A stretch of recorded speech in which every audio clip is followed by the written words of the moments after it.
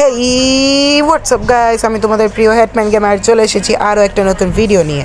তো কেমন আছো তোমরা? আশা করছি তোমরা সকলেই খুব ভালো আছো এবং আল্লাহর রহমতে আমিও খুব ভালো আছি। তো আজকে আমরা যেই বিষয়টা নিয়ে কথা বলবো সেটা হচ্ছে যে FFBC টুর্নামেন্ট নিয়ে। তো আমাদের প্লেয়ারদের কার রোল কী এবং আমি কোন রোলে আছি সেই বিষয় নিয়ে আলাপ আলোচনা হবে। তো এখানে সর্বপ্রথম জয়েন হওয়ার জন্য এখানে কন্টেস্টে ক্লিক করতে হবে এবং বাংলাদেশ চ্যাম্পিয়নশিপ এটা ঢুকতে হবে। তো এরপরে আমরা নিচে দেখতে পাচ্ছি এই যে আমাদের টিমের লিডার হচ্ছে যে আমি। এরপরে যদি আমরা একটু স্ক্রল করে বামে নিচে আসি তাহলে আমরা লিডার বোর্ডে এসে দেখতে পাচ্ছি যে এখানে দেখতে পাচ্ছেন এখানে টপ 3 যারা টপ 1 2 3 স্কোয়াড 1000 করে ডায়মন্ড পাচ্ছে। টপ 1 টিমে সবাই 1000 করে ডায়মন্ড পাচ্ছে এবং টপ 2 টপ 3 সবাই 1000 করে ডায়মন্ড পাচ্ছে।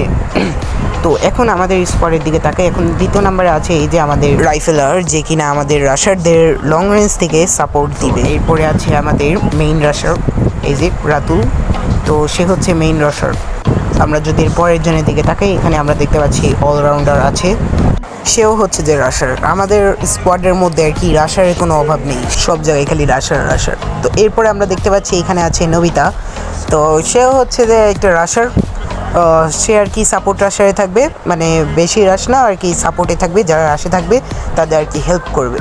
তো এরপরে যদি আমরা দেখি আমার রোলটা, আমি আর কি আছি স্নাইপারে। তো আমি স্নাইপার দিয়ে আর কি লং রেঞ্জ থেকে সবাইকে সাপোর্ট দিব।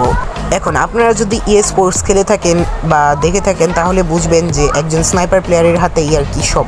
একজন স্নাইপার প্লেয়ার যদি ভালো হয় তাহলে দেখবেন যে একটি স্কোয়াড নিমিশেই শেষ হয়ে যাবে। কারণ স্নাইপার প্লেয়ার যদি ভালো করে কভার দেয় তাহলে আর কি আমাদের টিমের প্লেয়াররা রাশ দিয়ে, স্নাইপার প্লেয়ার যদি দুইজনকে ডাউন করতে পারে তাহলে দেখবেন বাকি সবগুলো অটোমেটিক আর কি আমার টিমমেটরা মেরে দিবে। তো এইভাবেই আর কি খেলতে হবে।